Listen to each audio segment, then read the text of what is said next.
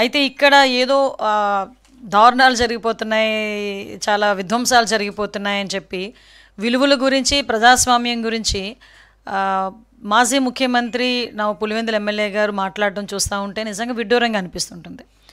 ఇక్కడ మనం ఒకసారి చూస్తుంటే విలువలు పాటించని వ్యక్తి ఈరోజు విలువల గురించి మాట్లాడటం అన్నది మనందరం కూడా సిగ్గుపడాల్సిన పరిస్థితి.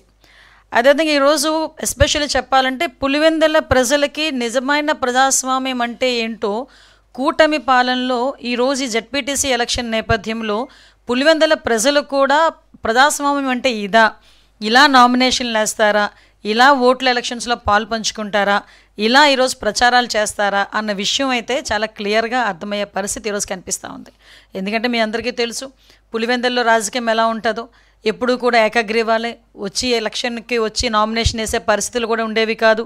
నామినేషన్ వేస్తామంటేనే కూడా చించేశారు, నామినేషన్ పత్రాలు కూడా చించేసే రాజకీయాలు చాలా చూసాం మనం. వాటన్నిటికీ కూడా విరుద్ధంగా ఈరోజు చాలా ప్రశాంతమైన వాతావరణంలో